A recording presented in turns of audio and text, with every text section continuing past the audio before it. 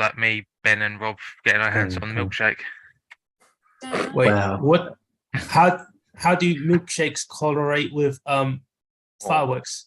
Well, we cause a lot of damage with our milkshake.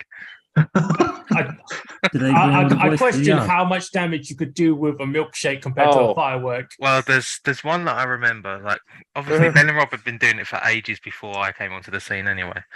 But there was an old lady sat at the bus stop, and Rob threw a chocolate fridge in the middle of the floor, and I sort of straightened it up.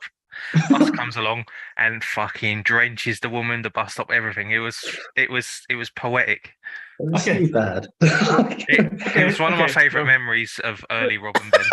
Do you know what the worst thing was though? Is that this poor old woman was like sat at the bus stop, drenched in milkshake, and the thing that Ben was most concerned about was that he left his art folder there. I'm gonna trace you guys back. Emmanuel is not happy with this news. He's not. He's very He's bad. left. I can't can't believe I made associate these guys my groomsmen. with this film club any longer. Coming from the person who threw his bag at the ceiling And is- chucked an orange over the school. and caused actual damage and had to pay the school. Sorry, that is not comparable to drenching an old lady in Wait. chocolate Did you actually have to fridge. pay back money for the school? Yeah, you had to pay for the ceiling tile. That's How like, much- What the fuck? Okay, sure. That's a bit weird. All right. Sounds like a fight for a ceiling tile, though, isn't it? But it was Mr. Anderson and Holloway, and they was pretty awful people. that was quite bad though, because like as soon as it happened, Mr. Anderson came into the common room and he was like, "Who did it?" And I was kind of sat there thinking, "You will never make me speak." And then Sam stood up and went, "It was Emmanuel." And I was like, "What?" I was like this close to standing up and going, "I'm Emmanuel." Oh, look at that. Oh, looky here. Rob's the top of another leaderboard. All right. Oh, actually, before we start, Emmanuel, do you know if We're missing Disney has Ben. bought Crunchyroll or like Funimation or something? Wait, say that again. Sorry. Do you think has Disney bought Crunchyroll or like Funimation? No. So, Crunchyroll and Funimation, either they're now owned by the same people or they're in partnership. I was about to say, I was so confused. I was like flicking through like Disney Plus. I was like, why the fuck is Bleach on here? Like all like 26 seasons of like Bleach is on Disney. Really? I was like, oh yeah, Disney because Plus like now? the new season, the new season of Bleach is on there as well. I was like, when did this happen? When did anime get bought by Disney? Oh wait, no, sorry, that happened when they they partnered with Studio Ghibli. That's probably when that happened. I wonder if it's because of Star. Oh, that might be it. Okay, so Because it's also interesting because that's happened probably just after they released the recent Bleach film or series. yeah, that's exactly what's happening right now. Sorry, this is going off topic, folks. But Simon, Ben's not here. Go for it.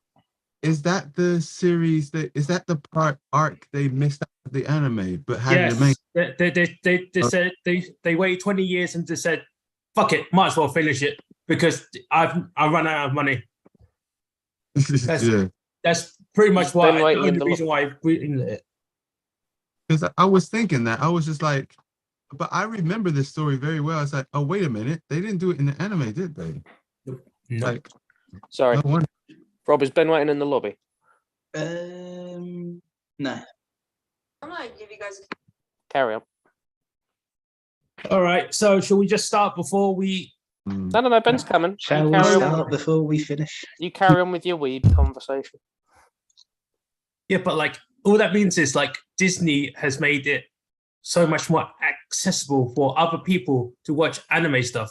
So the increase of weebisms in like the West is just gonna rise exponentially because if it's on Disney, might as well watch it. And afterwards they're gonna start watching your Dragon Ball Z's, your Sailor Moons. Then afterwards they're gonna start watching your Chainsaw Mans. The Say that, Chainsaw Man. but Netflix are the original ones in the West who really did it. Yeah, Because but like Mate, remember, it's it's Disney. Amount of power Netflix has, it's not Disney power, right? That the amount of like stacks on stacks on stacks. You gotta think they probably could.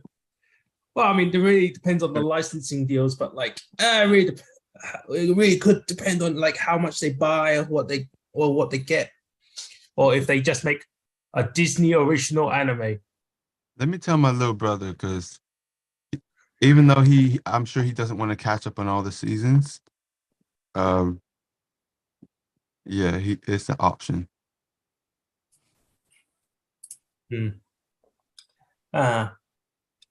Hey, Hey, dude. all right. Howdy. Headless Batman.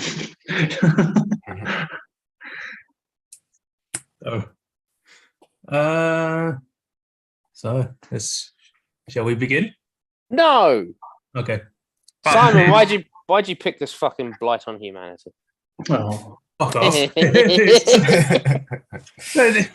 This, well, in all seriousness, as we were talking about last call, it was like during the Halloween season, but I like knew kind of like what I wanted to do for like a Halloween choice. It had to be scary-ish, but it has to be comedy scary, like, you know. So it could have been like, it could have been not another like it could be like a scary movie like sort of comedy, but that's too much. So my other choice was gonna be this or Addams Family. And I was like, oh, that was I was like, but I kind of want to have a little bit of a better choice. I didn't really want to just go like more comedy than horror, I guess. I wanted to have a slight bit more horror because, you know, it's got to balance it out. But, you know, both of them still have a lot of great actors, and both of them have, what's her name? Christina Ricci? Yes, Wednesday Yeah. Adams. Yeah. I was like, all right, that's a good coincidence. So I was like, yeah, that's the main reason I chose this film, is because I wanted something horror-esque, but had to be a bit more lighter on the horror and a little bit more comedy, just to like end it on our Halloween hangover. And also because V for Vendetta has been chosen. I felt this was more like a fantasy film than a horror or a comedy. it's a gothic horror, isn't it? Like, Yeah. I think it's a thriller. I haven't seen it, but it could be a thriller or a horror. That's 3 weeks in a row that you said that. I know, it just keeps happening. Be many things. But yeah, no, I think it's a fantasy as well as a horror. Like it's an interesting one to do this year, I think, just because we've had, well, and it's come after one, but just because we've had so many slashers. And the kind of idea of the film when Tim Burton was making it is that he wanted to sort of revive gothic horror in a time where like literally everything was a slasher. Yeah. What a fucking hero. Is to me.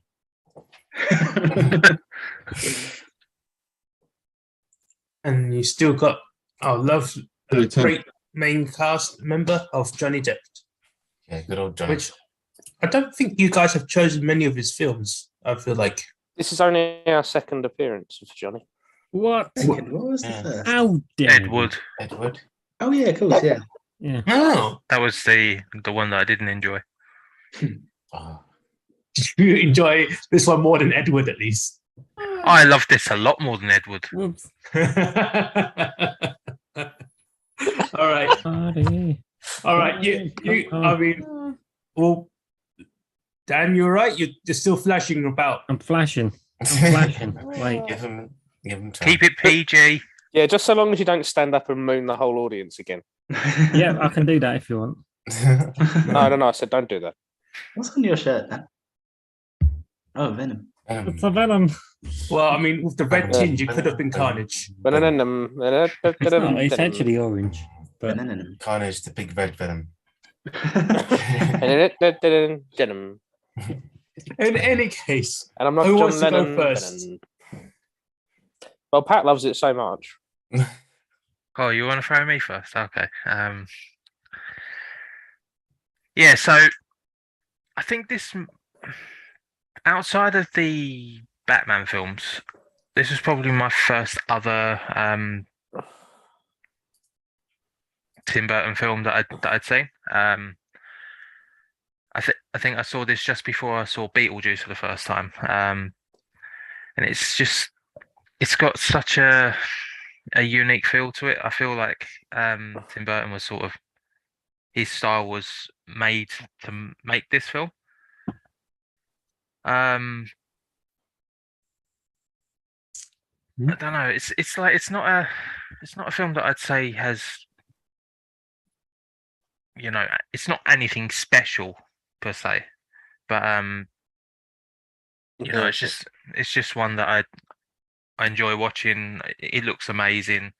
The characters are pretty decent, and it's really well directed.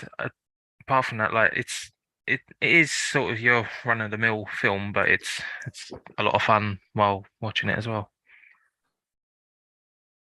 Yeah, that's good. It's like it's not a film that's. Did it win any awards? I don't think it did actually. I doubt it. It actually won quite a few for its makeup and stuff like that. Not for story, obviously, but then also I found the makeup one a bit mystifying as well. So You're a bit bitchy tonight, Alec. yes, I am. He always is. Fuck you, bitch. It's just the thing about yeah, something about the makeup made it like special, which hid all of those amazing actors that are in this film. I completely forgot how many good actors are in this film, Yeah, and it really blew my mind. I was like, oh wait, isn't that? Oh yeah, but because there are so many good actors, Somehow Now- Palpatine returned. And Christopher Lee. yeah. Michael Gough. So many Sith Lords in this film already. Michael Amazing. Gambon. Ian McDiarmid. There's so many Sith Lords like Dumbledore. yeah. Yeah, was in there. That's definitely not what I meant, but like, all right, Potter. Yeah, you got Palpatine, you got Dumbledore, you got Alfred, And you got Vernon Dursley. Mr. Dursley. actually, actually remember, there's actually Darth Maul is in this, but he's not credited. Is he the Horseman? I wouldn't credit him either. He's rubbish. Well, no, he's a you know great the guy who triumph. actually did all of like the martial arts with all the That's awesome. Yeah, he's he's Ray Park, I think it is. yeah, Ray Park. Yeah, he's I think he's supposed to be like one. I think he's the horseman for quite a few of the scenes. That But makes a it's lot like, of all sense. right, he's just not credited because you can't really. Well, you can't see He's him. headless. Yeah, he played the headless one. So I was like, oh yeah, that's cool. It's nice to see. So really, it should go to Ray Park's torso. I mean, it gets sliced in half anyway, so it doesn't matter. Oh, that's just a classic hymn now, isn't it? Yeah. All right. Let's see. Go for. No. Let's. All right, Alec. Go for you. Bitch all your way. Tell me what's the problem with the film. Oh, that's going to take all night. I've never I ain't been. got this much time. Nobody got time for that. You got no doubt. This is the most I've ever been disappointed by a Tim Burton film because I thought it was going to be quite good. I gave it mostly half scores because I enjoyed half of it. I have notes and I won't bore you with them right now, but it was like I know I have like a thing with Tim Burton, and like before you say Okay. anything about a bias or whatever, we had 3 films before this, and I liked the majority of them. So, but yeah, it seemed to be wanting to not immerse me. I kept nearly getting immersed, and it kept going, ha ha, and like surprising me with something, and I was like, oh well. I want to be here. I want to enjoy this. I don't know why you're resisting me so much. But yeah, I thought like the start, it was presenting something to me that was, I was like, oh, this is interesting. I can't wait to see where this goes. And where it goes is nowhere. We just kind of just go back to New York and we're back in time for the turn of the century. And I was like, do we want to discuss any of that shit that just happened? Anything at all? How that's affected you or your outlook? or your philosophy, or your general sort of just central beliefs in like science and its uses and all this sort of crap? Do you want to tell me how all of that supernatural bullshit has informed any of that? And he's gone, no, we're back in turn of the century. I'm marrying Christina Ricci. Bye. And I was like, okay, fine. Well, I mean, he married into money. He doesn't need to care anymore. Oh, great. That's super. Yes, Really? I mean, like for story wise, I think even I didn't give it that high a score because whole point of him going to Sleepy Hollow was that he needed to sort out what was being murdered or who was murdering people, and they found out it's a ghost. So he can't really go back to the police station and go, "Hey, it's a ghost." But instead, he married Christina Ricci's character, and he's like, "I've married into money now. I don't really care. It doesn't matter. It's fine. It doesn't matter." Oh, Yeah, he okay. got Well, his happy ending. this Yeah, this he's makes, got a happy ending. Yeah, he's got Okay. money. this And makes he it significantly worse. Then that's great. goes, Love that. I care about this. Oh, I've married a rich bitch now. I don't care about that anymore. Like, cool. Yeah. Thanks for that. huh? What'd you say? Yeah, it wasn't meant to be deep. Yeah. Oh, wouldn't well, it? it, Wouldn't it succeeded. Well done. It's I mean, the whole point of it is indeed of Super is indeed like the Headless Horseman, which I think this is actually the first film I watched that had Christopher Walken in it, and I didn't know oh. his other films until. But I watched this like really I was like, young. Simon, I can tell you emphatically without knowing any films that you've watched that you have seen Christopher Walken in a film before. And then you carried on the sentence. And I was like, okay.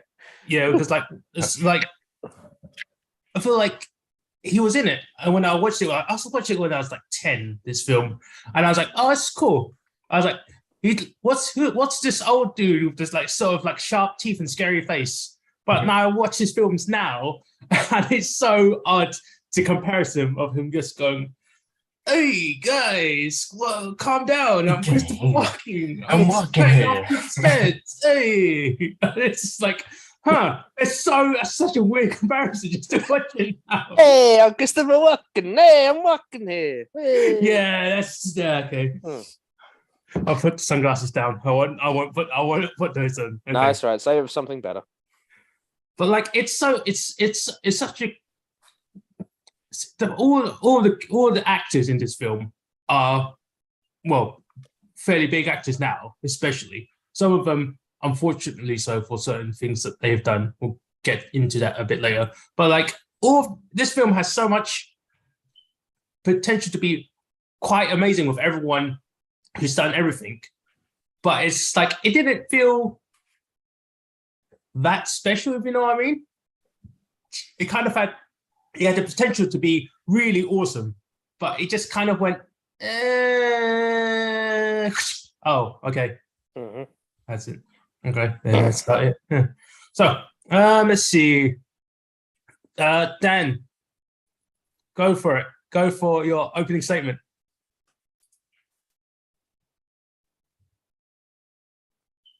It'd be good if I didn't have my mic muted. Yeah. Yeah, I'd seen this film ages ago and I kind of forgot how it was went. And I couldn't believe how gory it was. Like the actual them getting their head cut off and how gruesome it was. But yeah, I can kind of agree with the story. It did have like this kind of up and down, and it didn't, yeah. But I thought it was okay. It wasn't amazing. But yeah, the practical effects in it are like fucking amazing. Orange But, blood. yeah, it was a solid 8. Yeah, that's about it, really. Okay, Ben. Well, it's an interesting one for me because I feel like this film is kind of like, it's not my favorite Burton film, but I still feel it's quite an underrated one that a lot of people sleep on, pun intended.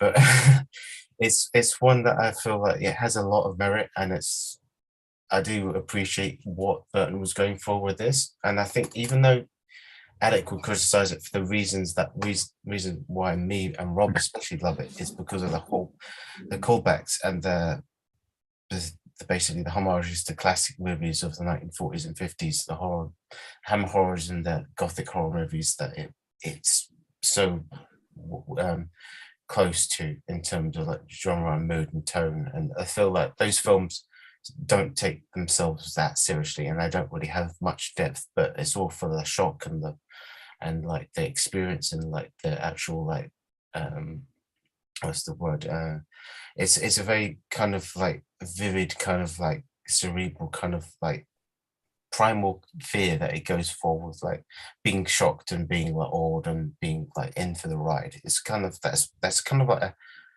what's you could say like a fairground ride of a story, because it doesn't really have that much nuance to it, but you're in for the beats and the you go for like the parts where it's scary, and you go for the thrills, and it does all those so well.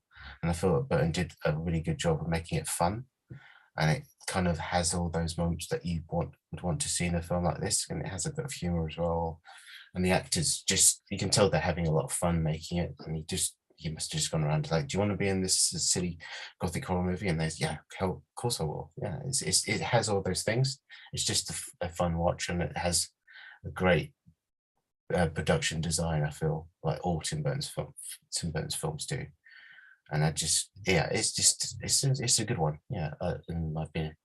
Even if some of the story kind of like it goes off on one tangent, but doesn't quite follow on from where it began. But I do feel it was satisfying enough, at least for me, the way it ended. And it's just a joy to see these actors just having a lot of fun making this movie. Yeah, it's my 2 cents. What we're going to do at the end of this call, we go, so have we got a conclusion about this film? And then we're just going to cut it, and we're just going to go to New York at the turn of the century. Okay. Yeah, we just hard cut. That's the All best. will be satisfied. Well, no. Remember, it has to be that very slow carriage ride back towards New York. Oh, I wasn't Then- slow enough for my liking. I wanted some conversations to happen. Well, it's because like, admittedly, this film has a lot of like story elements that are kind of like mixed in, and some of it mixes okay, but like other bits are a bit weird. Other It does- bits are slid in completely backwards. Well, okay, the point I was to say is that it was like revealing like the monster and all the stuff, and he did a Sherlock Holmes thing where it's like, yes, I deduce that this is there because of that, and that's how it's like, oh, why did you suddenly turn into Sherlock Holmes? I don't really feel like that's the character that you're supposed to be. The bit I'm talking about is, sorry, we'll go back to opening statements in a sec. But when he goes, he's like, I'm Ichabod Crane, Captain Science Man. And then he sees like this tree and he cuts it and it starts bleeding all over him. And then he sees a bunch of heads all hidden in the tree. And he goes, this is a portal to the Netherverse. And I was like, where the fuck did you get that from? You what? What? It's just common knowledge, isn't it? Yeah, you just look at the tree and you go, it's a portal That's to the what it Netherverse. is. Yeah, that's Yeah, fine. Yes. that's the Gateway one. to Hell. Gateway to Hell. Yeah. Gateway to, yeah, no, I've seen that in my science book. That is a Oh wait, didn't he have a book of magic and witchcraft that was given to him yeah. by He doesn't look at it. that we know of? He just looks at it and goes, Oh, portal to the yes. Netherverse, mate. Quite. All right, We covered Go that on. in science class. go on, Emmanuel. What's your opinion on this? Oh, you quick intro. Remember this from a long time ago. I don't think I ever finished the movie yet. But I like it. I think it's a decent classic. It's just a nice little dark. I mean, Burton films are dark. But it's just a nice little dark investigative film. I like the kind of old towny gothic type vibes. I like how it's also a whodunit. And you're like, oh, who did it? Was the horseman? Well, no, that doesn't make sense But that's because an- we knew that the headless horseman was the person who did it. No, but the headless horseman, like, who is controlling Yeah, who was he? And horse? I- Well, Alright. I don't quite agree with that because it was a question of like he's a headless horseman, but no one knew he was being controlled until much later.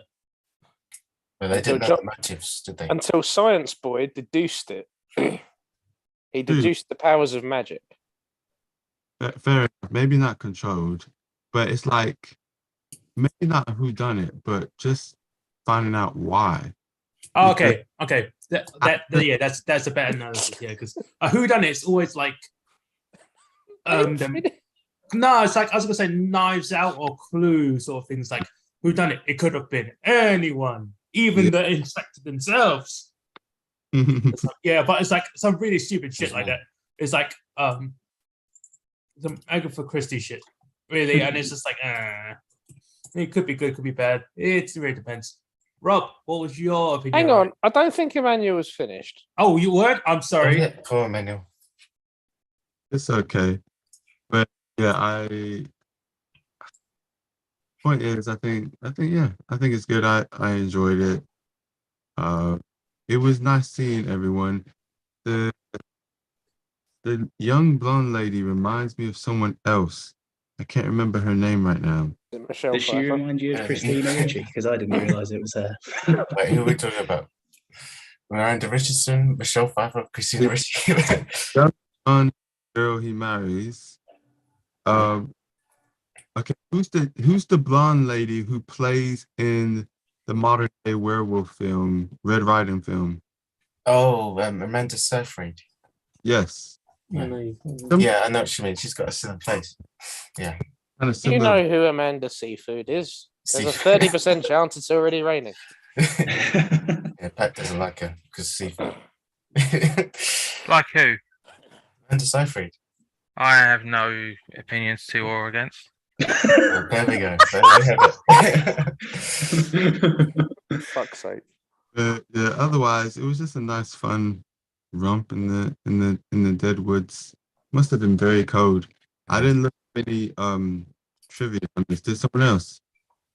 I've got like bits No. and bobs like written down. I'll go for it when we go That's what for we it. already know about.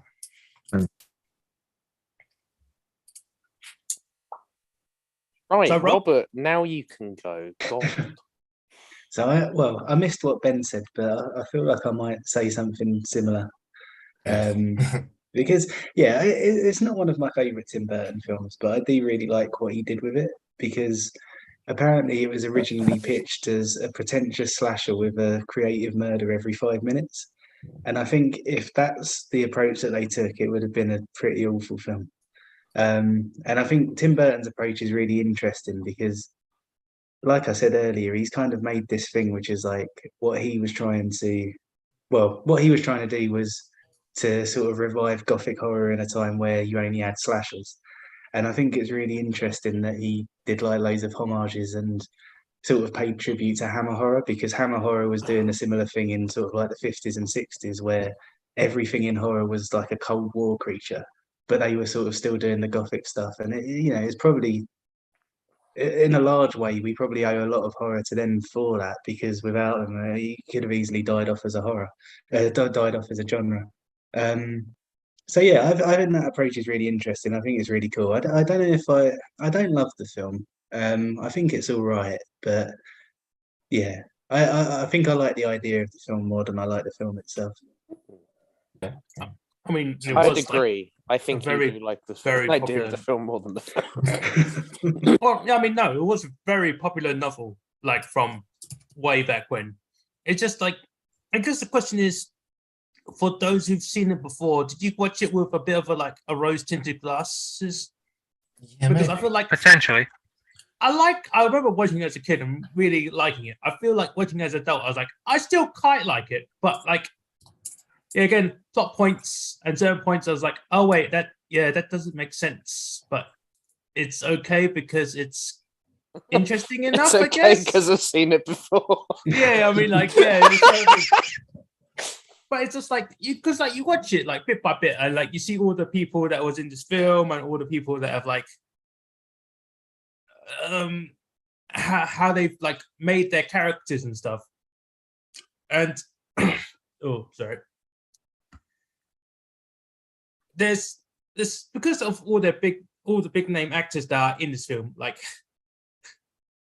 this is a scene that's always found funny, right? Because Alec, you talk about like how John Ichabod Crane's character was like very sciencey, but then afterwards he sees the horseman, and afterwards he sees the guy gets head cut off by the horseman, and it's like, oh my god, there was a headless horseman. But Mike Gambon's character is like, oh yes, of course, we've told you this. We told you this earlier.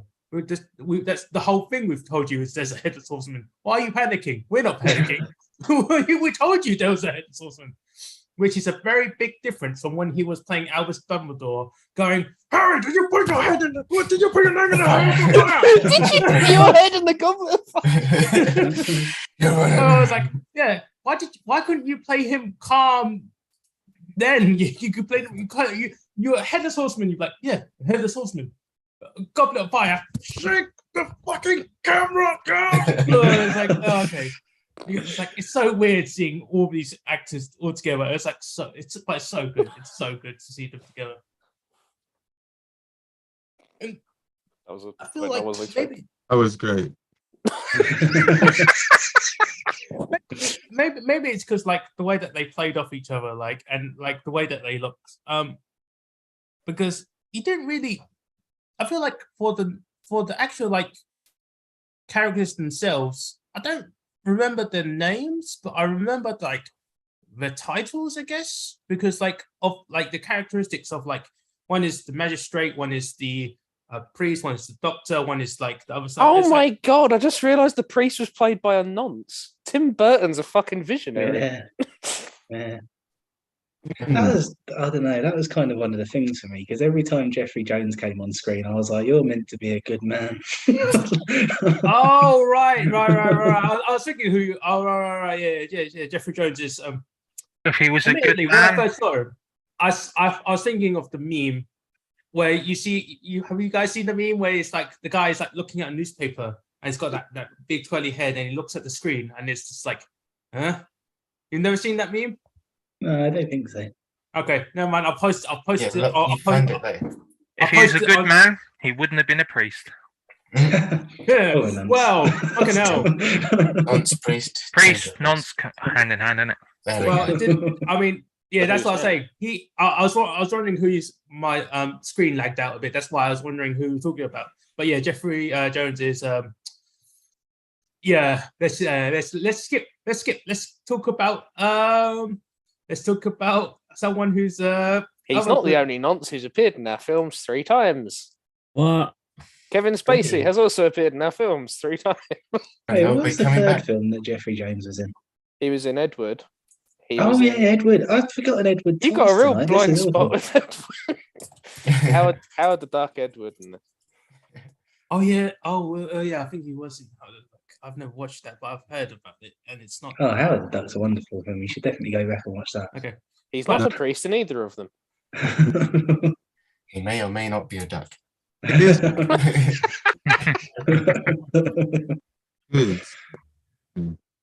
But yeah, let's talk about the main point of this film. Yes, I'd love to know what it was. Oh no, Christopher Walken, obviously, because he brings it so, because even though most of the time the character obviously that as the Hessian has his head cut off, right? But when you first introduced him, it does look like when you're like 10-year-old me and you look at it and goes, oh, he's so scary with his sharp teeth and that weird crazy growl.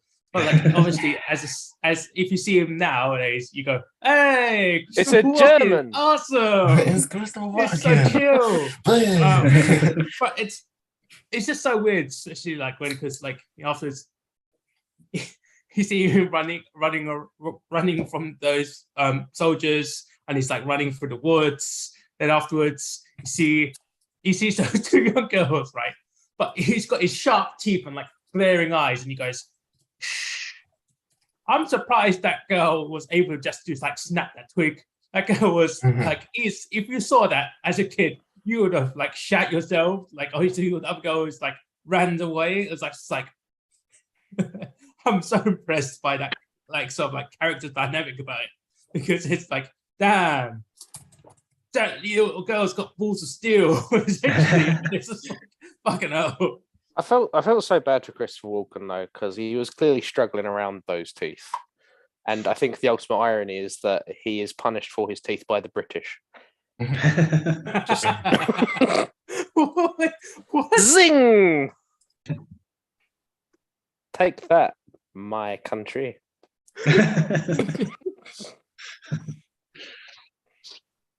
Yeah, I don't know. That first shot of Christopher Walken. So when he sort of flashes up on the screen, I was kind of like, ah, and then I was like, he should have done more of that. And then he just sort of disappeared for the rest of the film. It was also the second time that I've watched something through Film Club where like Christopher Walken has to kiss someone who may or may not be Michelle Pfeiffer, and it causes one of their deaths. And the film I'm thinking of is Batman Returns, which has that fucking retarded thing where they both kiss a fucking taser. And Oh, I hate it. shit. Oh yeah, that There was was a moment there where I was like, I don't remember Christopher Walken in Edward.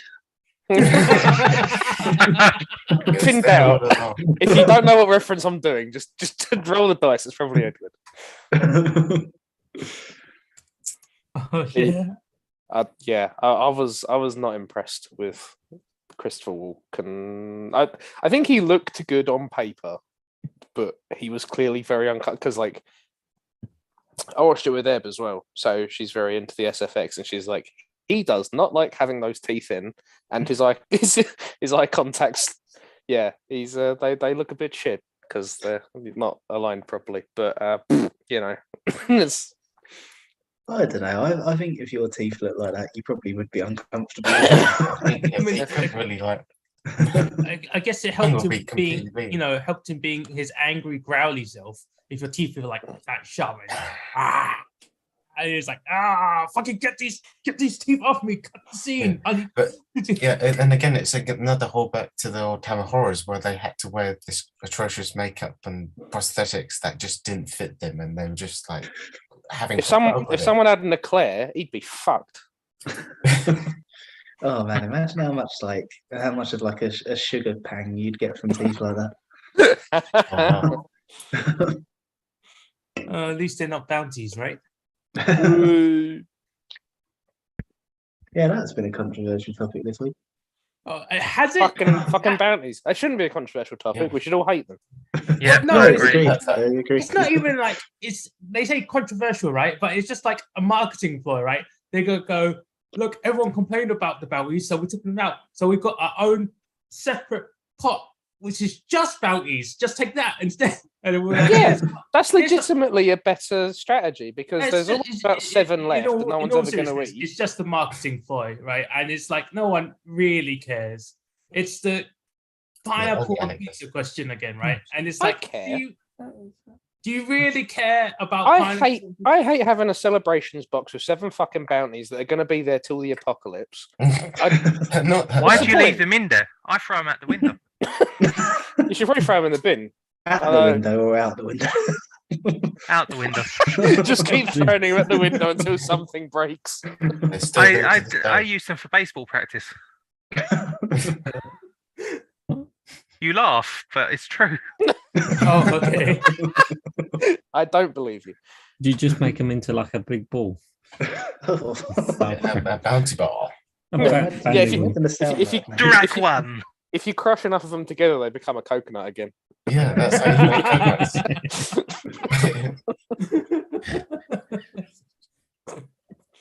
Anyway, Let's just be thankful there's no Reese's Pieces in there. What? Well, I don't Oh, know about dear. that. Oi, Oh, oi, Well, I mean, I controversial. can't eat chocolate either way now, so I suppose I haven't got a horse in this race. Oh. oi. Shout, Pat.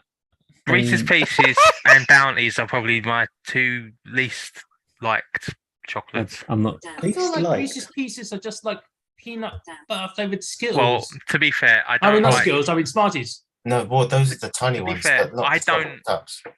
I don't agree with peanut butter and chocolate being together. I Well, think they that's very taste. old-fashioned of you. It tastes rank. It's Adam and Eve, not Adam and Reese's Pieces.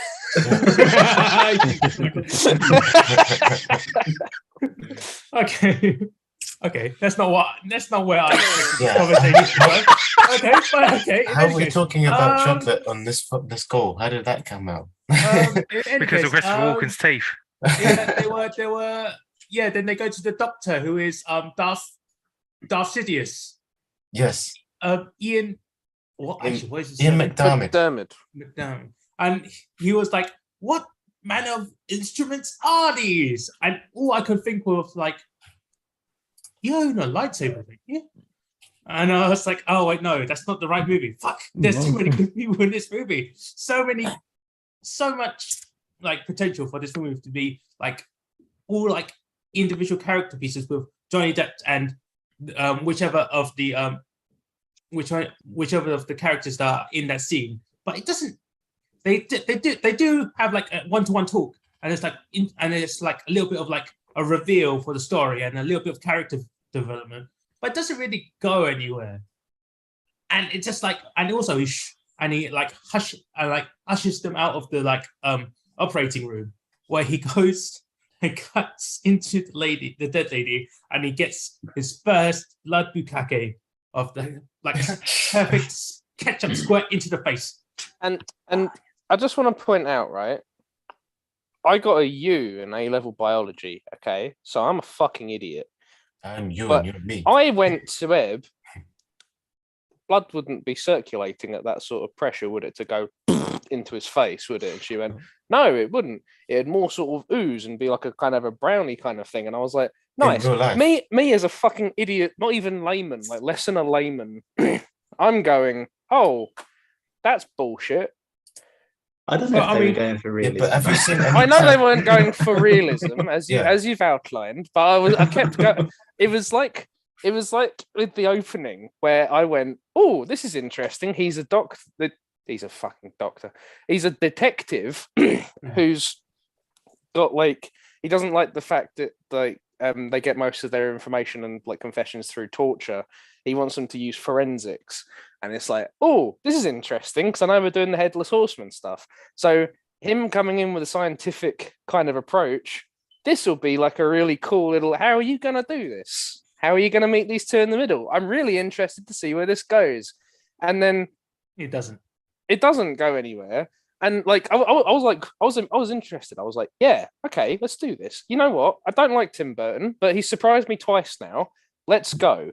And then it kind of threw me off as well because they did the fucking stupid smoky credits thing, and I just went, oh fuck, I'm watching a film. I just remembered that. Fuck. You. Wait, sorry. Did you just become John for a second? Yeah. Did I just become Oh, John for yeah. a second? Yeah, you were just complaining about title cards and credits. No, not title cards, credits. Because I was like, oh yeah, we're going through the smoky moors. Oh, it's Johnny Depp. Oh yeah, no, we're going past this. Oh, it's Christina Ricci. I'm watching a film. I'm really fucking happy that I'm watching. Can we not have done the credits? It's such a nitpick. I am nitpicking right now. Yeah, But He does I do will- that come in in, Edward John. as well, to be fair. I was really, really immersed, and then it just went, nah, fuck it, do the credits. Fuck's sake. But then I was like, cool, let's actually examine this. Let's do the supernatural with like science and that. Like, let's actually do that. And then it went, I'm gonna cut open this dead body. And I was like, it's not tomato soup. It wouldn't be that pressure. Fuck off. And I was like, I'm trying to get immersed here. I'm trying my best to get immersed in your film. And you want to reference Hammer Horror, which I have no fucking exposure to. And so now I don't get what the fucking joke is. And I'm also not immersed in your film that you're doing right now. Well, fuck off. I don't think that's a Tim Burton problem. That's a you problem for not having a. That's an absolute Tim Burton abroad. film. Yeah, that is an Alec problem, 100%. Absolutely not. Go and Eat watch some shit. Hammer horror films and then come back Yeah. to this. Oh, I should do extra fucking reading to understand why his fucking Well, things got okay, like okay. pressurized. You watch ready every blood film coming three out of a times. corpse. Yeah, you're Okay. the format fan. The I point, wouldn't I wanna guess the say point that, of like- that particular scene, Alec, this will break or make it for you. Did you at least giggle a bit when the ketchup No. hit his face? Then obviously, then It's not a film for you. No, then but it's But going back to the Hammer horror thing, like I wouldn't want to say that films shouldn't pay homage to other films in case somebody doesn't get it. No. But like, you can do stuff like I know what I could tell. Like when something's been referenced, but like it's doing a homage to Sam Raimi without it doing, I don't know, just any old bollocks. Like, I don't know. I feel like there's ways to do homages. I'm obviously speaking out of my fucking arse right now. You are. But I feel there's a way to do homages without going, "Hey, Orange Blood!" Just like, fuck's sake. Like, it's great if you're in the fucking know, but I'm not. I'm a lot younger than you guys, so like. Yeah, but I mean, Hammer horror was before our time as well. To be fair. Yeah, but you all know about it for some reason. Yeah, I don't know. I think like, well, I can understand why it didn't land for you, but I wouldn't want to say that it was a problem with the film. I'm willing to concede that it was a me problem because Eb thinks that I'm being unreasonable as well. But it was one of those things where I was like, if you just made the blood red, I'd have gone fine. That's a non-issue for me, and I'm still not immersed in your shit story, but I'm at least not getting pulled out by elements of your production.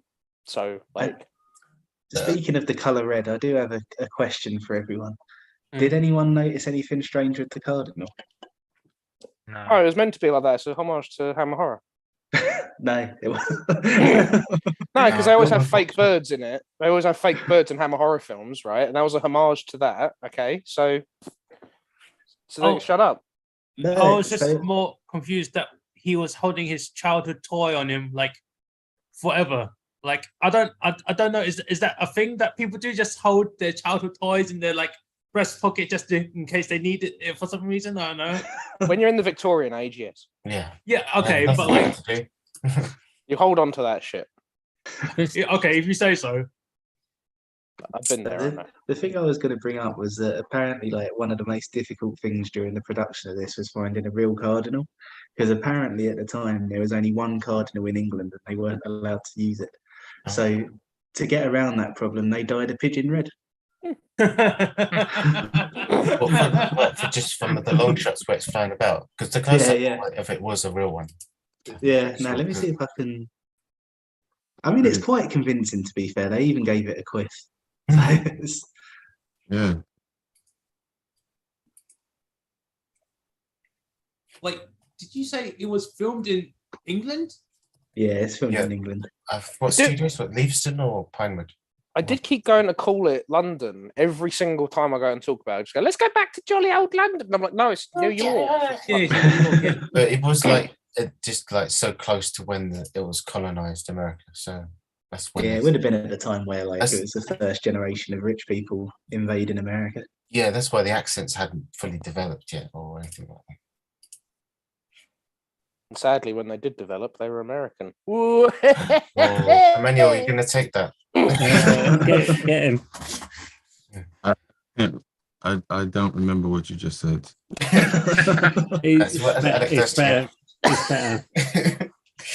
No, it's okay. I'll make it up to you. I'll make a film about the Headless Horseman, and then when people bleed, they'll bleed they'll bleed blue, and that will be a homage to Star Trek, and then it'll be good.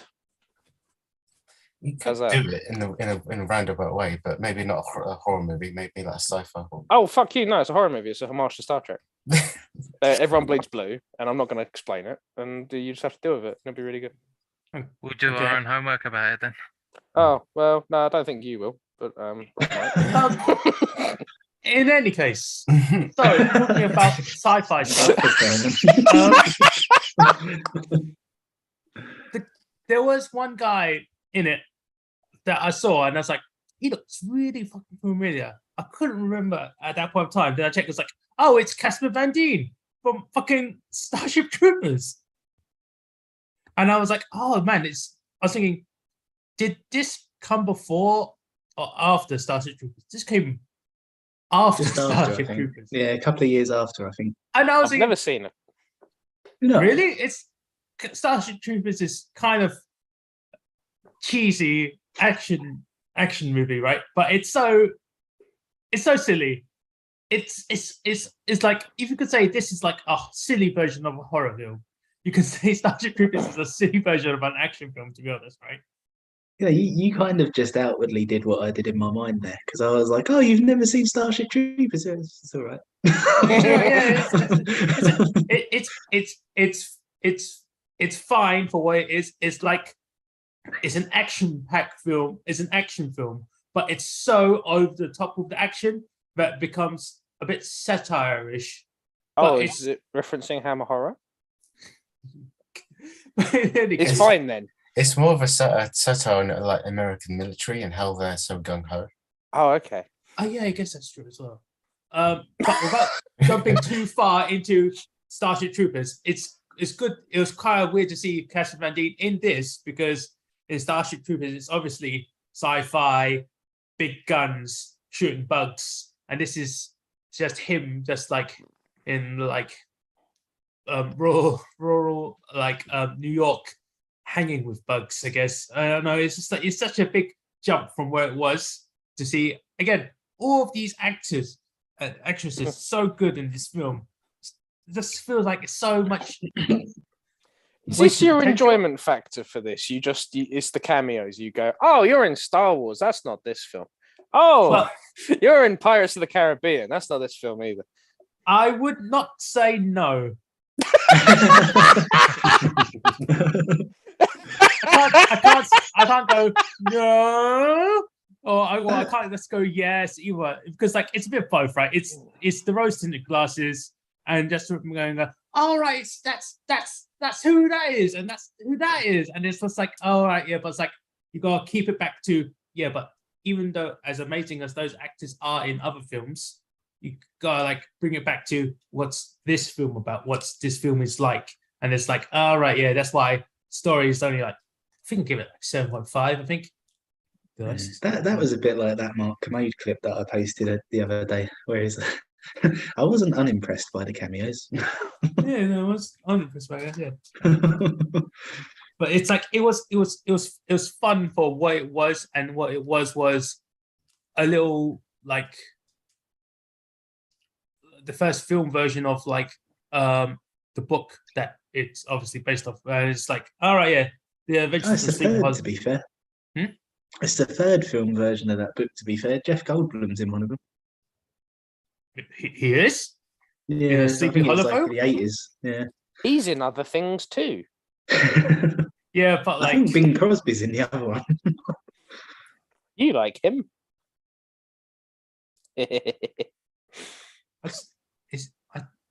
okay. I just didn't know there were other live action versions of Sleepy Hollow. I just keep thinking of the Disney cartoon version.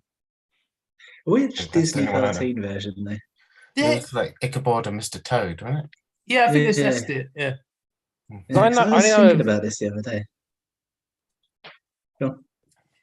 Sorry. I only know of Ichabod Crane because of that Werewolf Telltale game. He's like a dickhead in it. Do you know what I'm talking about? Yes, I do. Oh, yeah. Yeah. Oh, what was the name of that? It's That. like Werewolf by Night or something. It's a good game. I never finished. It I was think I Among finished it. the games. It was The Wolf Among Us.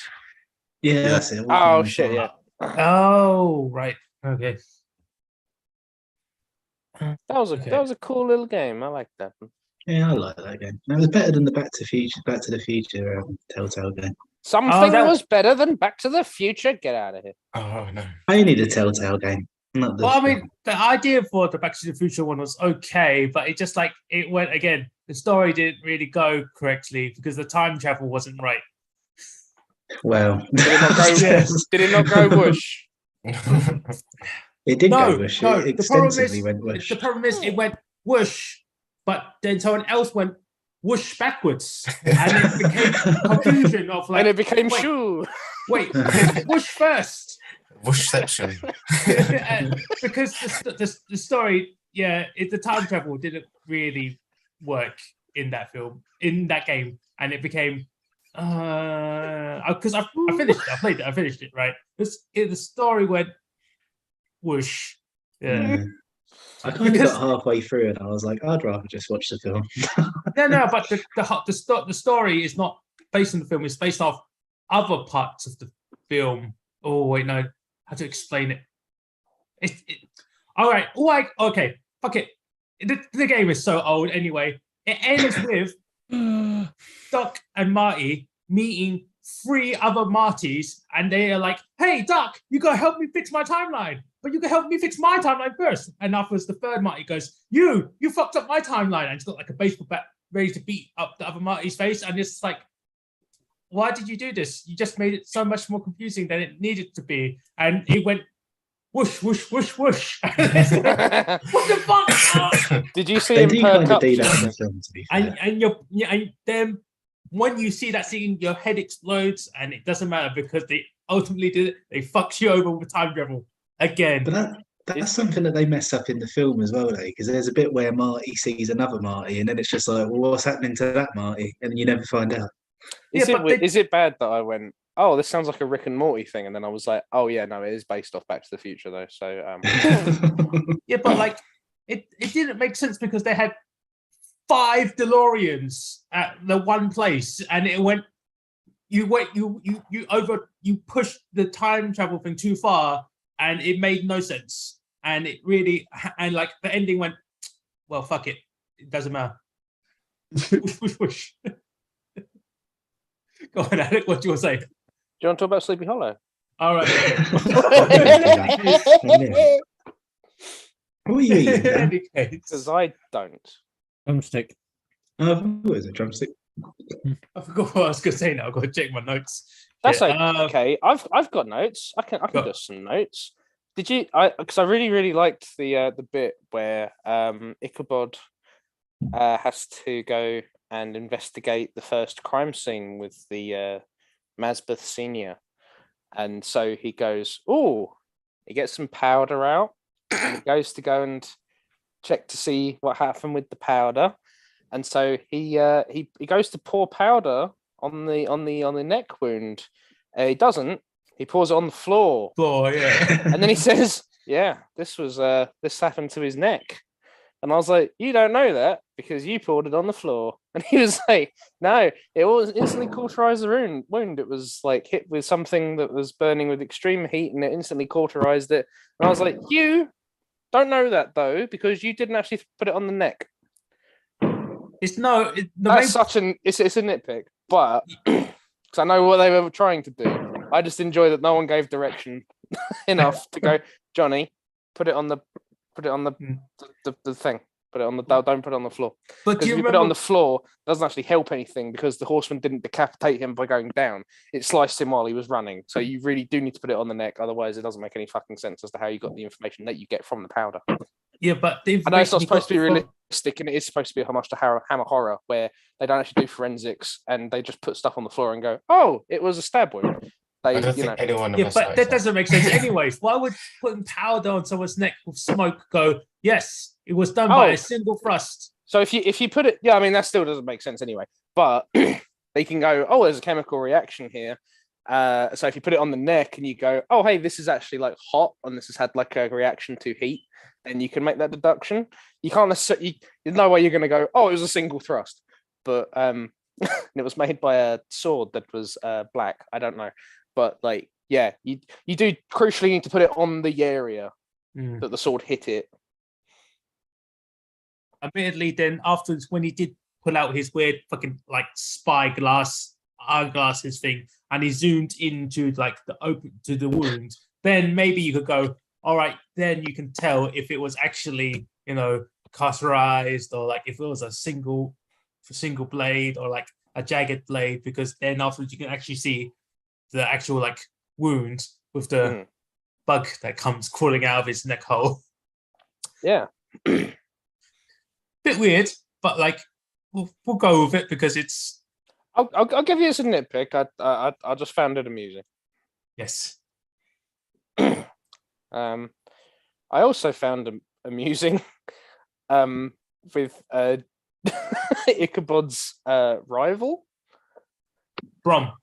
Yeah, I'm impressed that you fucking know that because he goes into Baltus's house and then Christina Ricci is doing like a kissing game. I don't know. She's like blindfolded, and then she's like, "Who gets a kiss from the Pickety Witch?" So the ending of this game is that someone gets a kiss from the person in the middle, and then Ichabod sort of just blunders into this, and she goes, "Oh, who are you?" And he goes, "I'm a stranger." And she goes, "Fucking hell, no worries, no harm, no foul." Gives him a little kiss on the cheek, and Brom, he doesn't actually have a line in this scene. He just goes,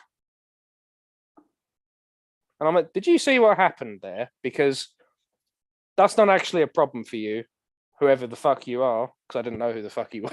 I was just like, "Are you 10? Like, why are you grumpy at this? Like, yeah, you're not." What is this? He doesn't have a line until like, I don't know, much later.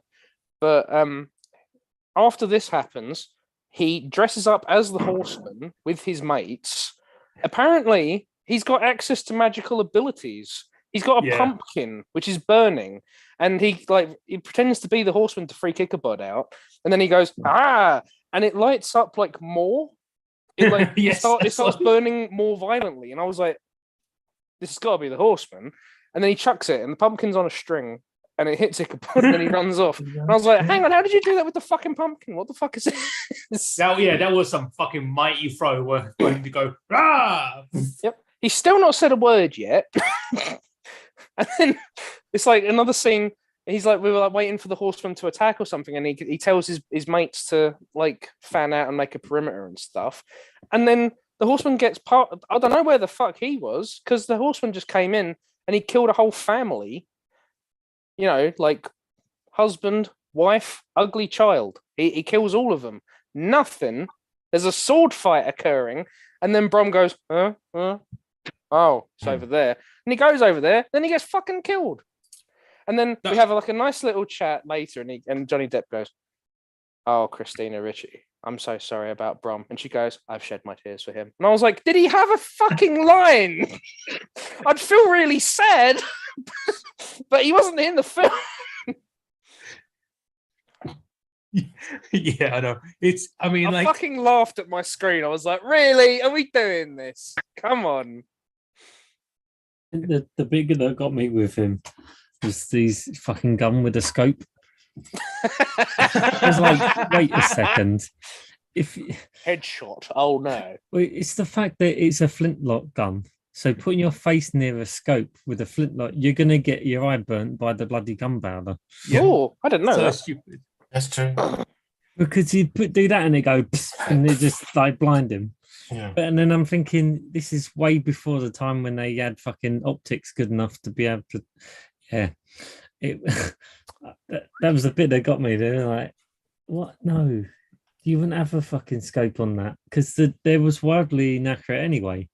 So shooting him from that distance, it wouldn't have done anything. So crazy. How many points did that take off? I gave it a 0.5 off of a production. That's fair. Because Simon's just trying to safeguard the scores from going any He lower. just looks back and he just looks back and it's just all ones. Should have put that scope on that musket, mate. But it's just like, because like he had because even Ichabod Crane had his little like flintlock pistol that he had on him all like for the whole while, right? He just didn't use it at all for any reason.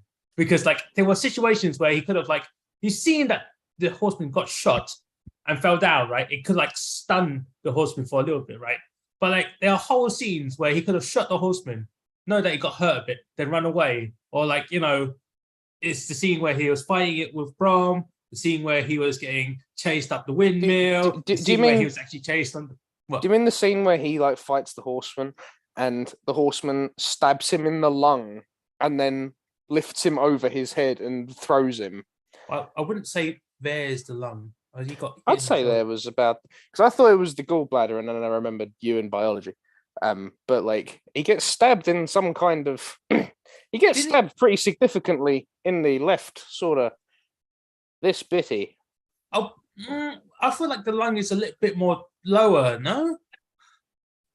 Lungs are at the back as well. I can't help you, but a sword coming out through here. Oh yeah, admittedly, And then him pulled getting over a picked up person. by that fucking sword and being thrown overhead is obviously He's the fuck? dead.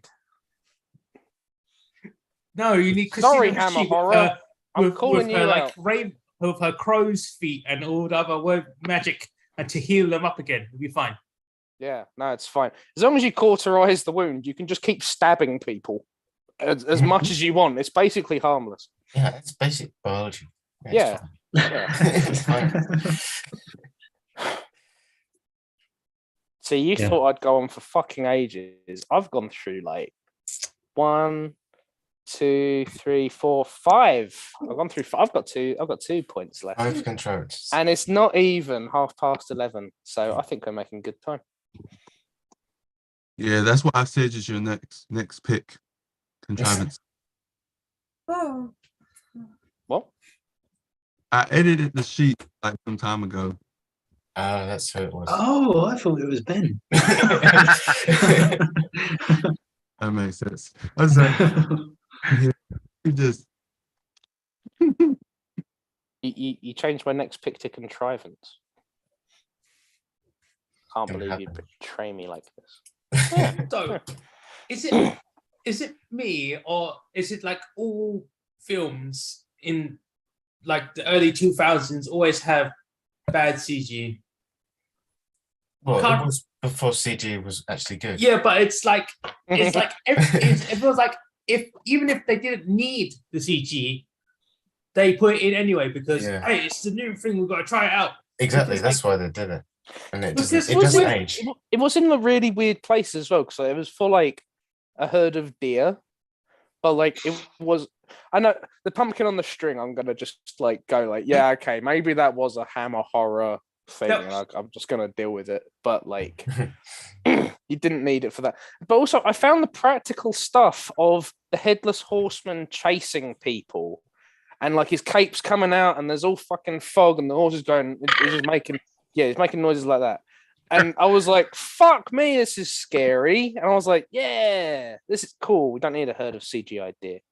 That's not even the CGI. There was nothing problem that I was scary in thinking. that film. I'm talking about when he meets the witch crone lady in like the forest. In the Yeah, the where- 3D shit. yeah, no, because like they did the face makeup for her, which was fine, and that face makeup was kind of scary-ish because of the way that it looked and with her sunken eyes and shit. I was like, that was fine. You didn't need to do the CGI snake thing. I was so thinking of Shark Boy and Lava Girl for that. Just when they go like, and I was yeah, just like, that was oh, no need what is for that. this? Stop it.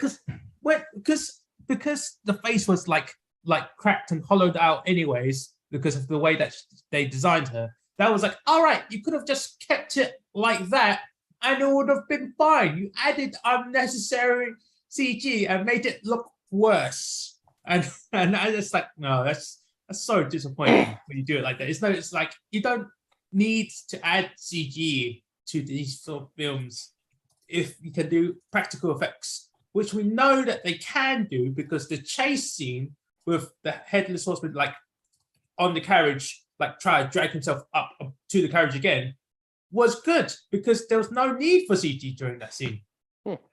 I said to the early adopters during the week, I was like, there were some bits that just seemed like filmed for 3D, and like with her having the snake eyes thing, or like the mum coming out of the Iron Maiden and all this blood's coming out and everything, and I felt so much like we were doing like this whole thing of just kind of like object going like, whoa, it's a 3D, and I was just like, I don't even think 3D was a thing yet. Like, what is this? What are you doing, Daniel? So Iron Maidens, they wasn't actually they didn't kill people. They are misunderstood. I don't think they even really was used, but they was basically it was like a cage that had spikes that would just sit like in your body and be like really painful, and it wouldn't have killed you. It would have just made you like in agony for periods of time. But yeah, like that bit's a bit inaccurate. but that's just It's all Mm. immaculate. Well, I suppose if someone was left in there for long enough, that would have eventually killed they them. they wouldn't explode. Yeah, well, that's obviously that's Oh that's yeah. Burton's artistic license there. You know, Speaking of explosions, how much TNT was in that windmill? Yeah, it was a bit. Of That I was like, no the wonder perfect Pat likes this. it was Yeah, so it's a bit ridiculous. There's one of the Friday the 13th films, and like one of the houses explodes, and it's the same thing. They just went over the top with the explosion, and it probably did like, I don't know, 100-foot fucking blast or something stupid. yeah. Then Cool. even Amazing. after that explosion, he still says the thing where it's like, "Is he dead? Well, that's the problem. He was dead to begin with. Let's I guess. leave." It's just like, it's such a bad line. Yeah, I'd have really preferred It's it if he'd iconic. have just gone like statistically, and then it's just, hey, there was just like that could have just been a really nice little short.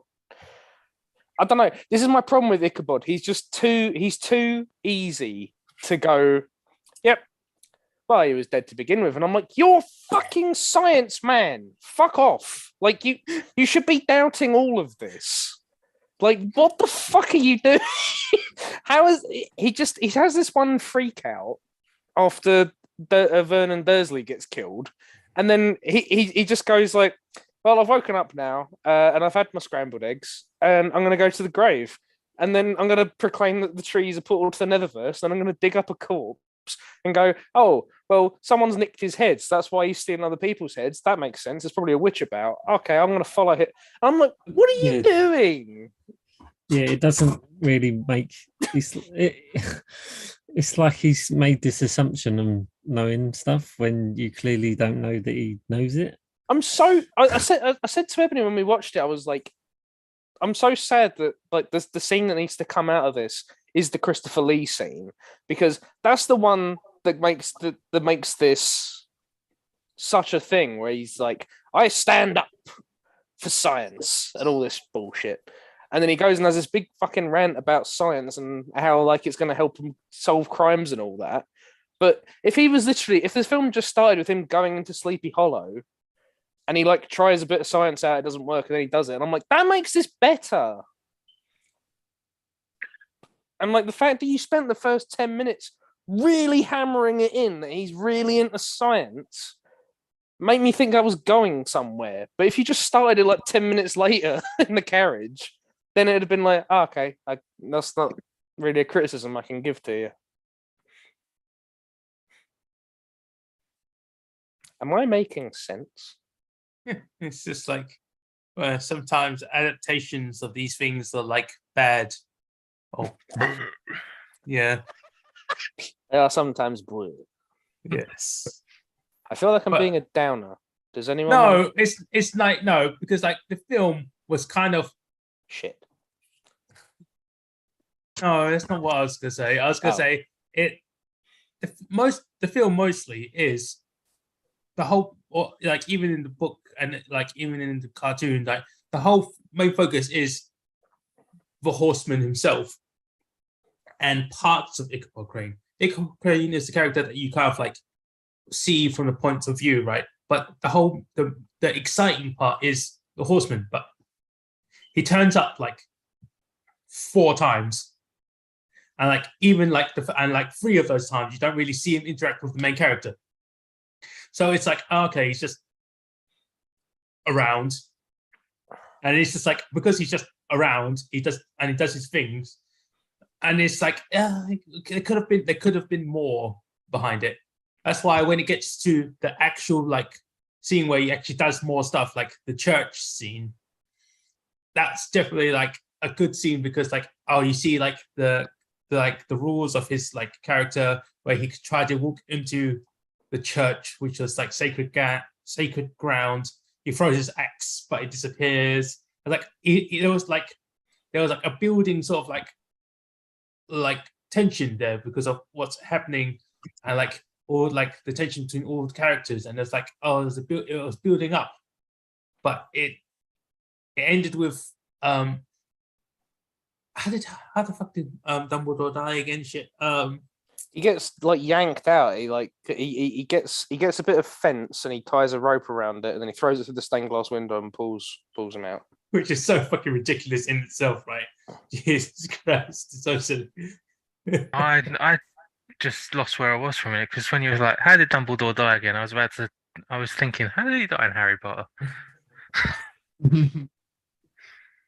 But yeah, then he gets dragged out just so his head is just outside of the fencing. So the headless horseman can go and be like, okay, cool.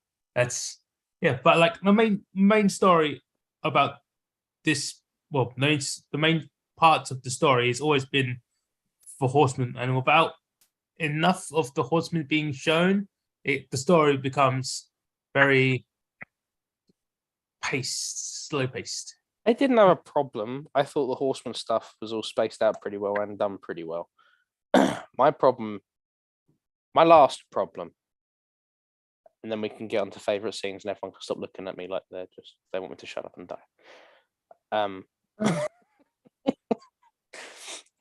My last problem with this is when Ichabod is going through the conspiracy and he is writing his thoughts down. Oh, okay.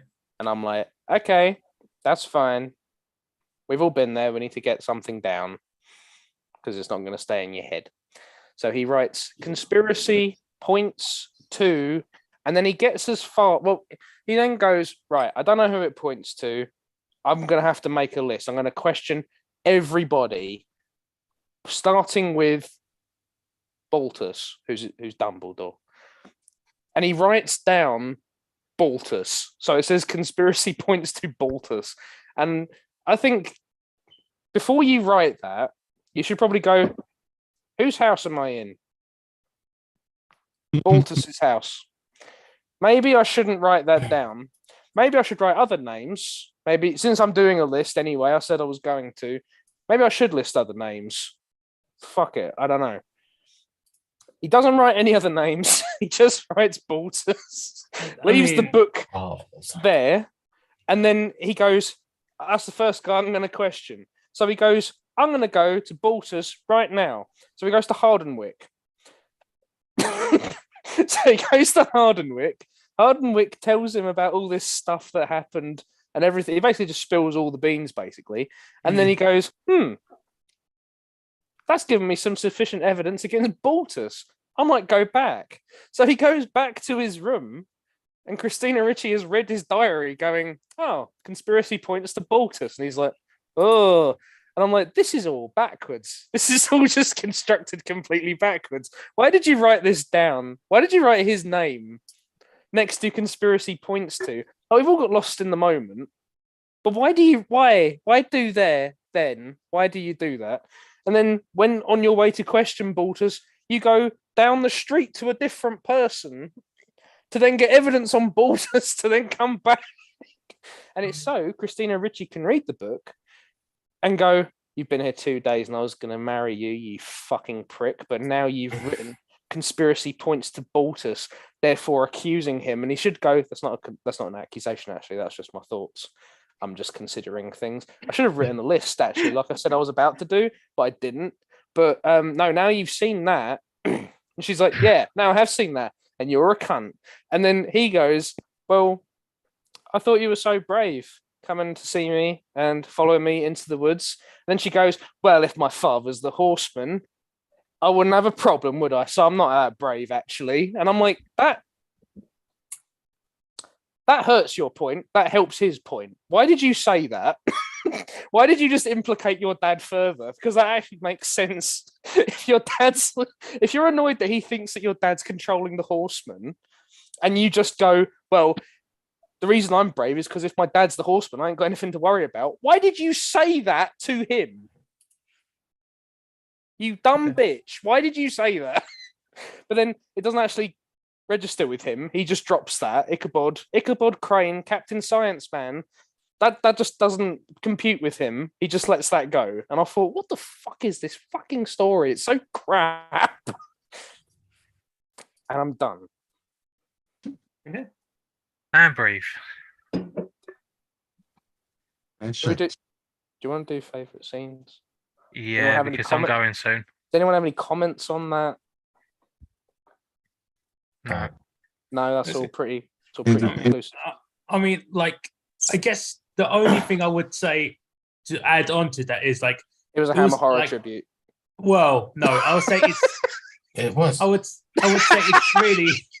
I would say it's really like done on purpose because I feel like the whole point was that you were supposed to suspect Katrina, and like that's like the way that it's been built up of her. It's like, oh yeah, the chalk drawing underneath his bed, the chalk drawing in the church, and it was it's very purposeful shots to go, yeah, this focus on her character, and it's like done that way, but it's just like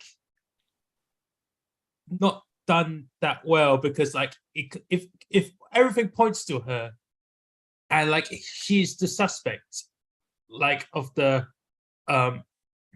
of who's controlling the horseman, there was no need for him to pull out that book and like constantly find that chapter page straight away that goes, oh wait, no, it's a charm for protecting loved ones. That was Especially when he goes to talk to her, though, because she's going, if you just knew my father, you'd know he wouldn't be doing this.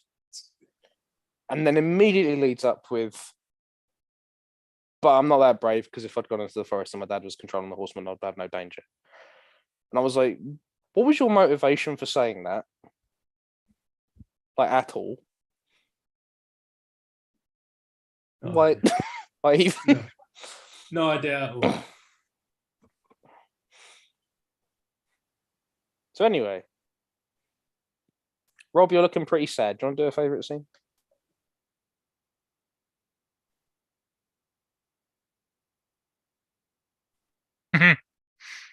Oh, No? Okay. Well, Emmanuel, do you want to do a favourite scene? Um, a bit. I'm trying to think. Is it my favorite or one of my favorites? I think my favorite is when the whole windmill scene is like, okay, get down. So it's like, oh, that's a pretty, good escape. Like, try burn him. Might not do anything, but why not? It's good as a flower. Yeah, burn it all and get down safely. And then the whole, oh, you think he's dead? Well, he's already dead. And then he just right off. I just found it very funny. Just like, well, yeah, it's a valid point. It is. horror and comedy. Remember, horror and comedy for my pick. That's the whole point.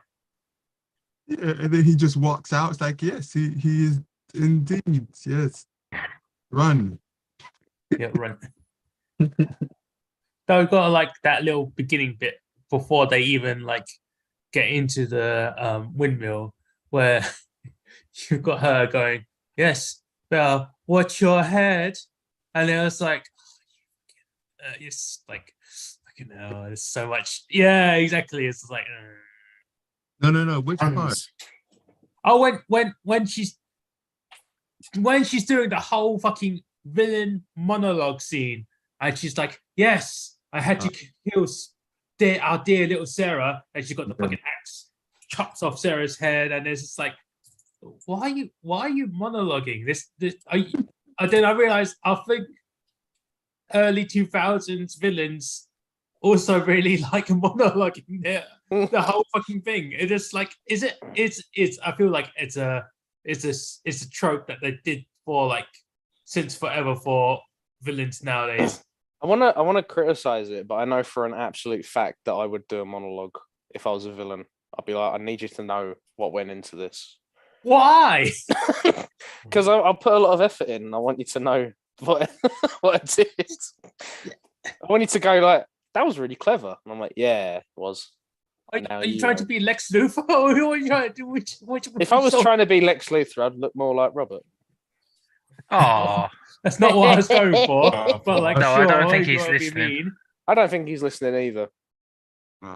On a side note, it's not a favorite scene, but it's just that I like the reaction when he saw the stepmom, which like she was like sketch from a little while in, but obviously you weren't sure like what was going on behind the scenes, and then or walked across her doing it, and then just cutting herself and putting her blood. I was just like, well, that ain't dodgy. And then he's just like, well, I haven't seen anything. Just like, well, wasn't expecting random bloody sex scene. He's just like, yeah, I'm not involved. I will walk away. Yes. I just Then found afterwards, funny. then afterwards she meets him in the kitchen and it's like, you haven't asked me about my hands because I know you are watching us have sex. And I was like, no, I wasn't. Yes, you were. Yes, I was. You should have Okay. gone. Actually, I was happy for Jeffrey because he was fine having sex with a woman. Oh, fucking hell. No. Jesus Christ, Alec. Fucking hell. For the what? Hmm? No, you said say that again. Happy for He said, I should, you don't need to. He doesn't need to repeat that. that Anyways. actor is a nonce. So Yeah. that was where the joke was going. So, Ben, Dan, what favorite scenes? I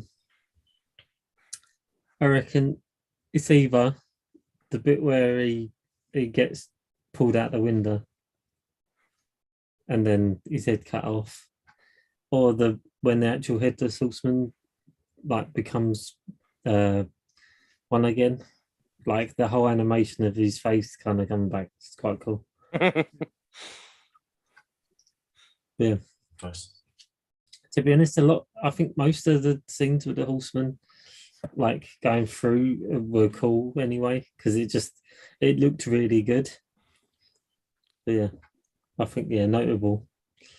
Because I was trying to think of like a favorite scene the other day, and I was just like, oh, there's nothing that was like stand out kind of scene. But yeah, probably the church one, because it's so fucking brutal. It just fucking flies through, gets him and pulls him up. Yeah. That's it. Pretty much.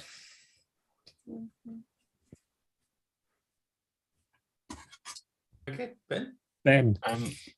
I think one of the most effective scenes for me in terms of like execution and direction and how well paced it was when the headless horseman goes after the family, and you see it mainly from the little boy's perspective who has to rush and hide underneath the floorboards. Literally, his family is literally slaughtered in front of him, and he sees his mother's eyes through the cracks. I thought that was the most effective scene.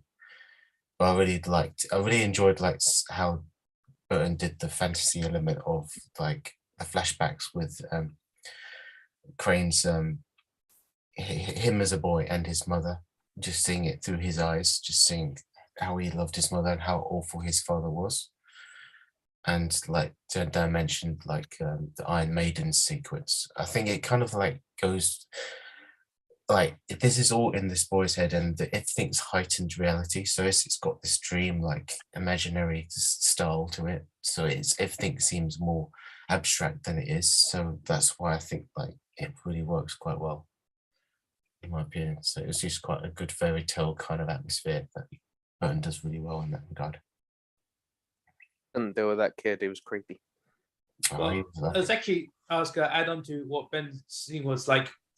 When he was going into that weird torture room, he was still his father.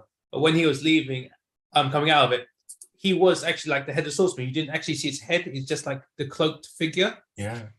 So I was like, oh yeah, that's a good like sort of like good visual to see there because of the way that it's been portrayed. That's quite cool.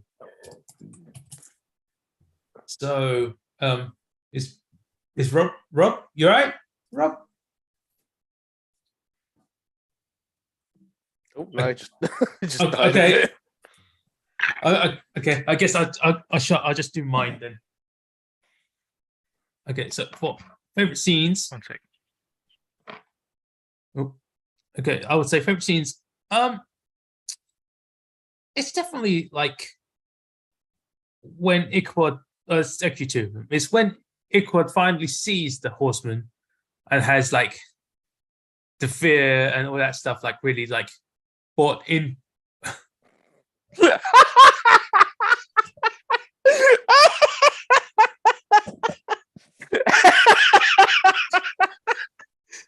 No, I think he might be on another screen. That'd probably be why. Yeah, he's probably minimized us. That's fine. In any case, we are minimized. We are muted. We are. in any case, that scene where he's first approached, then he cuts off Uncle Vernon's head. Then afterwards, it looks like the horseman's gonna chase, like kill Ichabod, but no, he just stabs this big broadsword into the head and like runs off, and he's like, I'm fully expecting him to like piss himself there, but no, he just faints. So I was like, oh, okay, that's not quite what I expected. Then obviously the scene with the chase on the carriage, because that scene was so well shot to me, because it's so silly as well, because the horseman like already has practice cutting off people's heads. He could have easily went, oh wait, no, if I cut him, if I try to swing my sword down this way, I'm obviously going to hit the carriage. Maybe if I just like turn and swing this way instead, it would have been much better. I was getting on my nerves so fucking much. It was just like, just do the thing you're good at. The horizontal slice, man. Let's go. Oh, he could have just went stab and it would have been much faster. But no, he didn't think about doing any of that. But it was such a good scene just to see all like the actiony bits and all like the chasing scene of him like jumping on top of his horse. Then his horse like sounds like stopping and him going off, and like it was so good. It was so good to see all that like packed up action bits right near the end until that weird, so weird seeing that sort of like claymation again grow his face. It was cool to see, but it was just odd to see it. Yeah. And I think that's that. Oh, you don't want to know my favorite scene? Did you not? Or did you mine. not say? Poor electoral. Or Rob.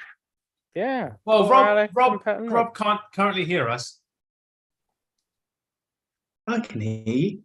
Oh, you ignored us. What for was your like favourite scene then, my dear Rob? Oh, sorry, I couldn't hear you. I can now. What did I ignore? You ignored us for like 10 fucking minutes. I said, I was "What's your doing favourite this. scene?" I was holding this up. Pat was doing that. I made a joke about you being like Lex Luthor. Yeah, Dan got his No, bum so out. I missed all of that. Sorry, I came up with an idea and I started writing, and then so I had you on mute for about 15 Fucking minutes. rude. I feel like that lady in that film that you picked. I'm gonna get mine out of the way because I gotta go. Okay, go on. I quite liked the townhouse scene. Like you got the Headless Horseman sort of creating chaos outside while they're all arguing inside. But there was also another scene, like basically where Ichabod faints quite a lot in the film, but when he confronts this the witch woman, who's it's supposed to be seen as like the scary jump scene, but I found really funny. But he just reacted to her as if he was Jack Sparrow, which made me laugh quite a bit. Yeah, I think this might have been the reason he got cast as Jack Sparrow, to be honest. Yeah.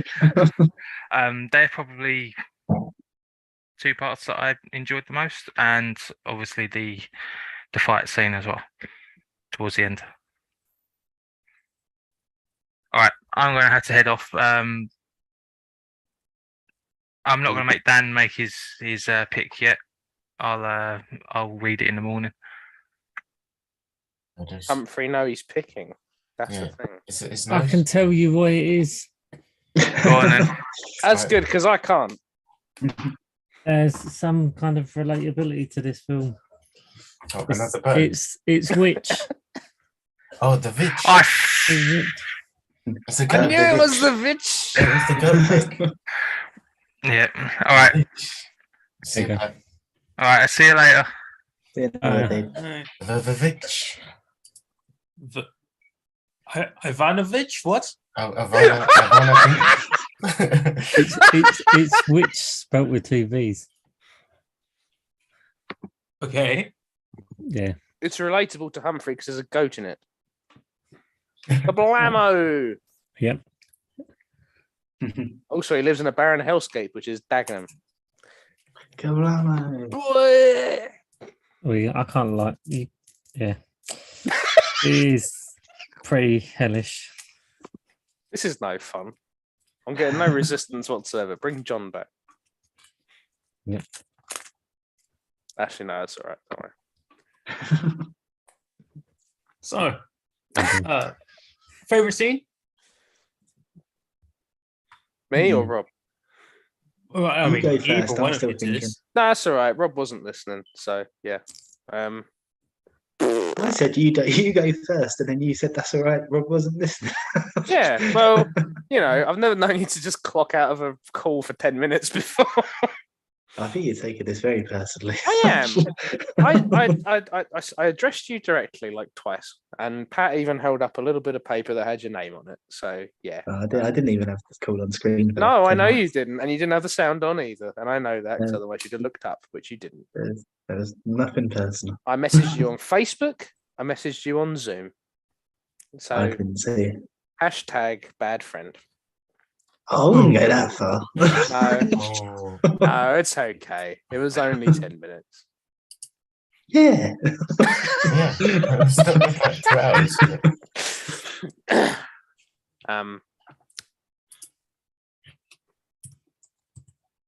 What was my favorite scene? I don't know.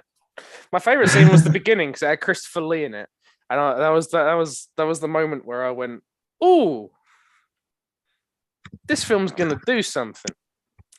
And it has someone with a sexy deep voice, and it's Christopher Lee. Oh yeah. And then Christina Ricci came out with blonde eyebrows, and I went, "What the fuck are you I doing? mean, what what were is What were that? you expecting, right? Were you Why have you given Christina Ricci blonde eyebrows? What the fuck? Black eyebrows only. Goth, please, thank you. Yeah, because Christopher Lee's going to go, Ichabod, my young Padawan. Right? Is that what you were expecting, right? No, that's not what you were expecting. No, were you? no. I have no notes of Christopher Lee. Christopher Lee did fucking wonderfully, as always. What a champ! Mm. Like, I was so happy when he was in, and I was like, I can't wait for him to come back into the film. He doesn't. No, he doesn't. We don't get anything because if he went back to Christopher Lee, he'd have to have a conversation with Christopher Lee about what he'd witnessed and what it meant to his worldview and how it had been processed by him and all that stuff, which the film was not interested in doing. So we don't get any more Christopher Lee. Yeah. And I was like, well, cool. Thanks for that. Big fan. Pricks. And then they made Sorry, this is my. That was my favorite scene. That's over. I'm not going to bitch about Christina Ricci having blonde eyebrows for fuck's sake. I got very annoyed with it because I was like, it reminded me of when I was like younger and doing this, moaning about films. And I was like, why didn't I care about that character? I was like, I didn't care about that character because she did this. And now I can go, hey, I know why that character annoyed me. It was because she's a plot device. And she has a plot device and she gets mad at Ichabod for completely contrived reasons. And that's just a whole fucking character. This is my favorite scene. Sorry. But yeah, she's just not, she's just a plot device. And then she facilitates, as according to Simon, she facilitates us having no ending because Johnny Depp just loses all of his investment in using science to solve crimes. He just goes, I've married into a rich family, and I don't care now. And I was Yeah, like, oh, thanks for that. That this shit character just ruined this film for me. And you made Christina Ricci play her. Yeah. I mean, like, you know, She's a good actress. She is. She is. Not in this. Oh, Rubbish. okay. Given a crappy character to play, and she's just like, Let me just make Christopher Lee not come back because he's like, oh, yeah, I mean, I don't care about crime now. Bye. Crap. I guess I should have pointed it out to you, but like it's very obvious. Like he gets because he's got the young guy that's with him still. Oh, young Masworth. Young Masworth. He still has young Masworth with him, and he's like, yes, okay, you just be like the coach boy. It's like carry our shit, and we'll enjoy our rich high life in New York. Yes, the Bronx is that way, and like everything else is like over there is still in development. We'll just enjoy the turn of the century. And this is like, okay, it ends there with it snowing. All right, yeah, it ends with the snow again. So it's essentially a Christmas movie again. It's essentially a fucking episode of Scooby Doo, isn't it? Fucking hell. It's just like because they've used the story for this, which is Legend of Sleepy Hollow. Obviously, yeah, it's just jumped my mind. Yeah, the Legend of Sleepy Hollow, the book has so many like iterations, and all of them are very on like how good they could be, but most of it is generally interesting, and like the story itself has built led into like modern media itself. Like I know for a fact that in most of the Batman like animated series, or like the Batman villain Scarecrow is based off Ichabod Crane.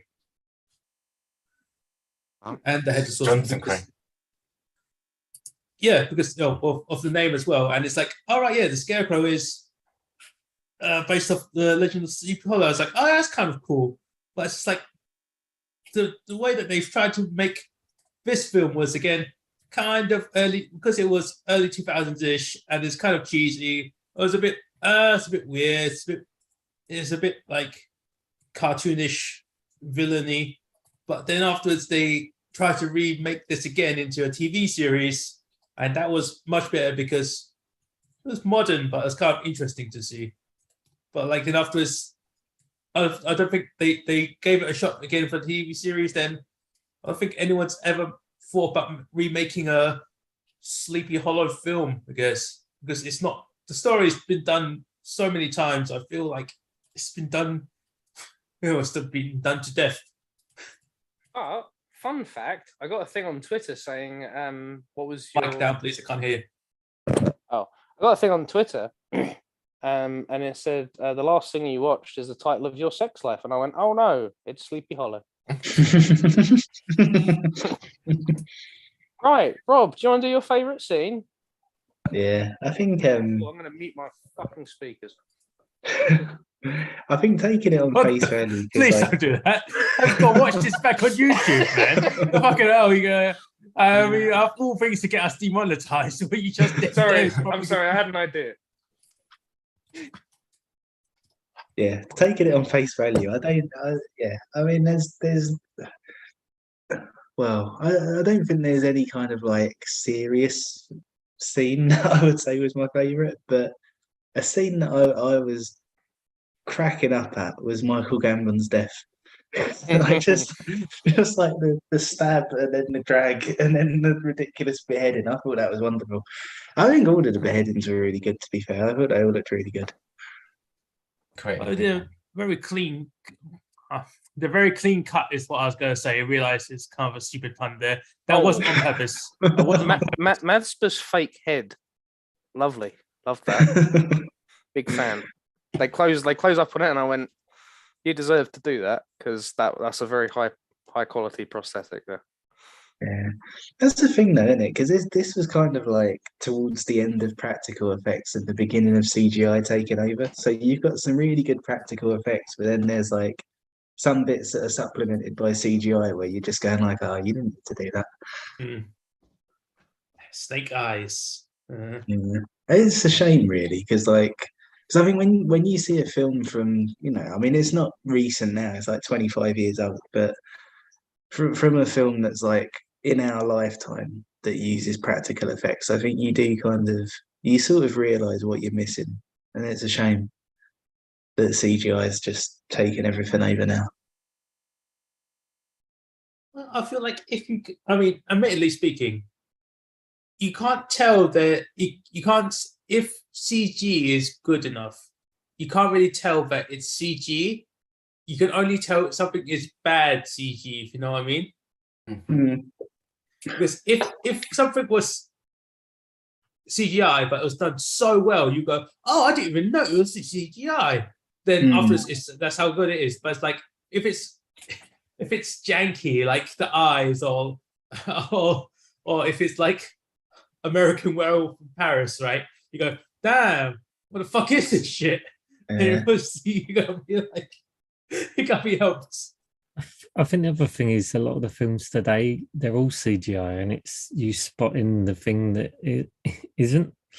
If you look at a lot of the Avenger films or the Marvel films, a lot of it's just a person on a green screen and nothing is real. And it's so good that you don't even know that person isn't actually in that situation.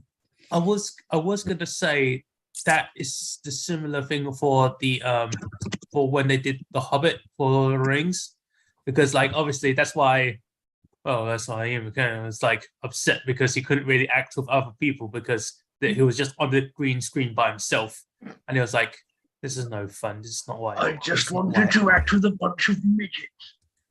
Well, I mean, he wanted just to do act with people, right? It's kind of this thing, but it's kind of sad because it's like talking to like green felt tip faced people. It's like I'm not even like doing Shakespeare going Yonric or Yonric. It's just like it's just sad. It's just pointless. There's no interactions, and it becomes an empty. He's acting to an empty room, which is kind of like a sad thing. But that's not this film. This film is just this film is like, all right, yeah, it was kind of nostalgia glasses. Going, yeah, it's not too bad. It's like it's not the greatest Tim Burton film, admittedly, but it's like it's not his worst. Oh yeah, it's by far not his worst. Like, Even I can agree with that. It's by far not Planet of the Apes. Not even Planet of the Apes. Like it's Batman Returns or no, that's unfair. No, Mars Attacks. no. That's also unfair. Oh no, they're all fair. No, they're not Programs when- Home for Peculiar Children. That's Yeah, Rocket they're not is fair when you're different. talking about a guy who's made something that is as bad as Miss Peregrine. Oh yeah, I mean, yeah, that's quite bad too. I've actually seen that one. sad. Sorry. Me too. Oh, no one's picked. Oh no, I haven't seen Alice in Wonderland. That might be really bad. Is it really bad? It's not awful. I that's mean, it's average. quite forgettable. Yeah. Let's see it putting under Disney. So what did you I'd expect? definitely say this is better than Alice in Wonderland. Let's say Yeah, that. I would agree. I would agree. Oh yeah. Okay, well, someone pick Alice in Wonderland. I'll judge. And Pat loves it even more than I'm I not do, doing so- it. I've got to do my double bill next, and I've got to talk to John about his selection for it as well. Oh wait, you're gonna pick on John's behalf? Well, I have an idea for the film that I feel like he'll go, sure, let me choose that as my film for the double bill. Oh no! You get two films. You ain't got to coordinate with John. Oh, no, but I want to make it that You to make it more. want to coordinate? Well, fair. You know, cool. Okay. But Good the luck. idea for the film I want to choose, I feel like he'll go, yeah, sure, that's one of my sort of films anyway, so that's fine. Okay, fair. That's interesting. That's an interesting tactic. It's We've just, never had. Oh no, we have had a hybrid film pick before. No. Have we? Yeah, it was Jaws and The Greatest Showman. Oh yeah, that was a strange double bill. was- why was that a double bill? It's Rachel kind of wanted what started the whole Greatest thing. Showman to be a thing. What? Yeah, how did it start? Well, it was so. It's kind of like a comedy of errors, to be honest. So basically, Rachel said that she wanted John to pick The Greatest Showman, and then John took that as you need to pick The Greatest Showman immediately. So John went to Pat and he said, "Can we swap picks so that I can pick The Greatest Showman this week rather than next week?" And then Pat said, "Yeah, sure, man, I'm fine with that." And then me and Alec were like, "Pat, what are you doing, man?" And he was like, "What?" And we were like, "Well, John's next pick is in the next round. So you've just given John 2 picks this round." And then Pat went, "Is John trying to get 2 picks this round?" And that kind of that sort of blew up in a miniature way. And then I suggested wait. But before we rewind, Rachel told John to pick The Greatest Showman. yeah, so she knew that he wanted to pick it at some point, and she said, "Can you pick Oh, it soon?" okay. Yeah. That's not as okay. That's not. She What had I She, think- she watches all of these. She sees all of them. Yeah, but like no, because the amount of on The Greatest Showman, I was like, so it's partly Rachel's fault as well, is what I want to say. But Yeah, she doesn't like The Greatest Showman. She just knew that we'd sink it to a degree that John would think. Okay, cool. That's the best thing about all of this. So Cool. that's the best thing. Is that, Just to had to make sure. I don't want like we've been like talking about we've been cheating on John for it, but we could have been like half been like Rachel. that's the thing, right? So she asked John to pick it because she wanted to see it and she'd never seen it before, and even she didn't like it. Oh. So this all Yeah. happened for no payoff, really. But yeah, so Pat realised I don't think you so- can claim no payoff. It was quite a payoff. We've talked about it for about 6 individual times now that we've been on this course. But yeah, so Pat realised that he'd agreed to giving John 2 picks in a round, and he Okay. started backtracking on it, which upset John. So then I said, rather than sort of, like messing the order up and like having 2 picks in one round or whatever, why don't we just have a double bill week to see if it works as a concept? So the double bill that we ended up with for some reason was The Greatest Showman and Jaws. Which is odd choice, but double bills still kind of work. Yeah, they just naturally go together. But it's just like I feel like usually when there was a double bill, there was a theme or like something that connected them both. But I guess No, not. this was just bad scheduling. Okay. So again with scheduling, I will choose the next film with John, and if he agrees, then well he agrees, and I would just plan and explain the reasoning for it. We'll see. I just remembered that fucking Jaws call. I had that power cut, and I could like barely join in. Oh yeah, I remember John said something, and I went. Oh, yeah, you said And I it was came like, back oh, into The Greatest Showman call. I was like, yeah, John's problem was that there was like a show and tell kind of like thing going on. no, What was no. it? It was a no, it was, setup and it was a setup and a payoff. set up That and was the payoff. problem. That's what it was. Yeah, and It's set up that there were oxygen tanks, and he went, "They're going to use that to explode the shark." that's the He was like, "That's just lazy."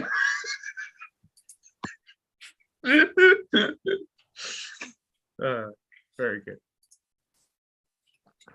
So all in all, Sleepy Hollow was okay to rewatch again once. You didn't really need to watch it again all the time. It's Unless you're fine. on- If they do make a remake, it's very unlikely.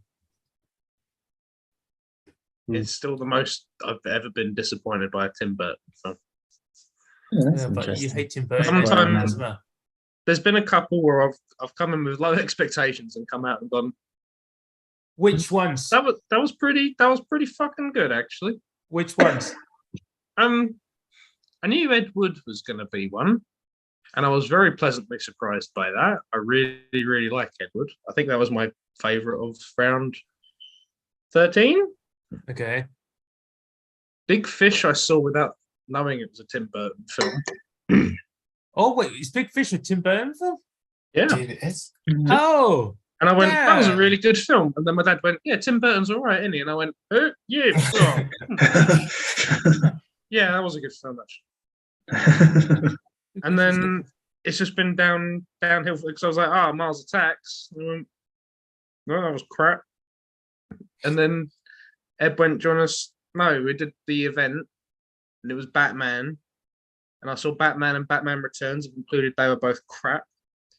I saw Planet of the Apes and that was crap. Nightmare Before Christmas, I thought was pretty good, but only because he didn't direct it. Corpse Bride, I thought was crap. Frankenweenie, I thought was crap. Oh, those two are great. No, they're crap.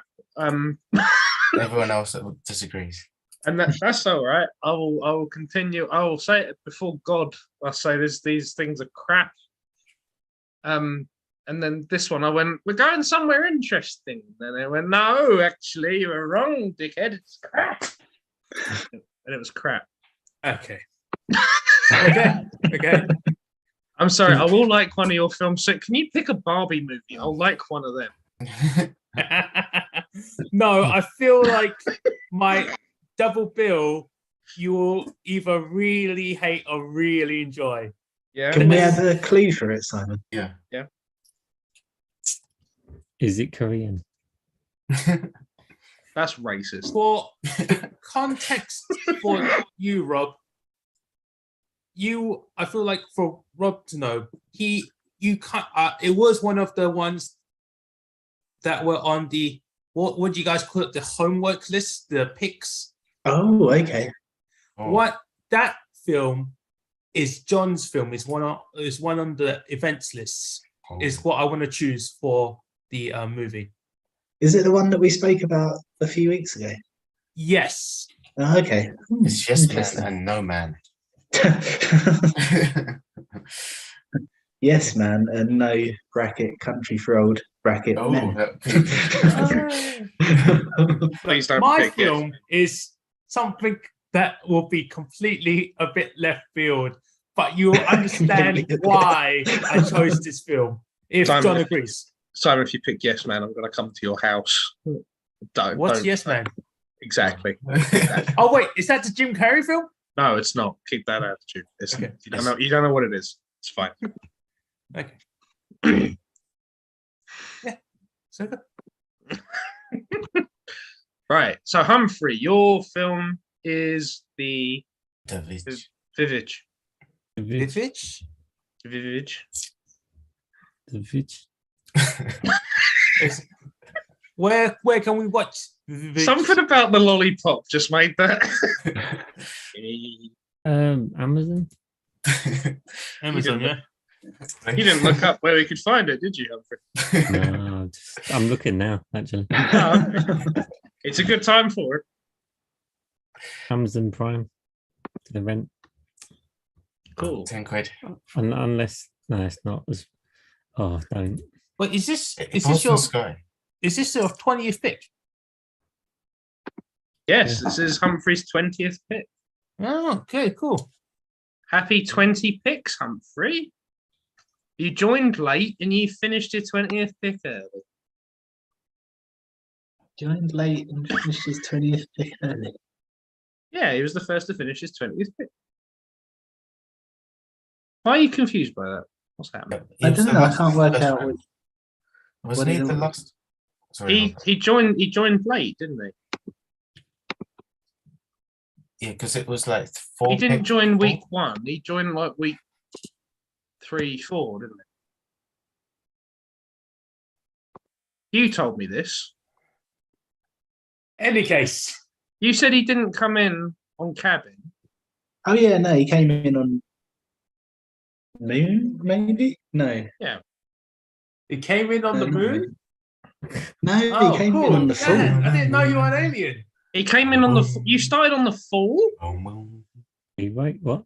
boom, boom. Yeah, What was- the first call that you came to was the full because you didn't come to blind spotting, and that was the pick before. No, training day was on the fall. Oh, maybe it was training day then. maybe. What was your first film club film, Humphrey? Fury. No. What was your first call? Oh, fuck, cool. To be honest, I can't fucking remember. That was long. It was a long time ago. Wait, In a galaxy far, far away. Yeah. where are the score sheets? Oh, No, I mean you scored all of them. I know, but I'm trying to see what order the picks were in.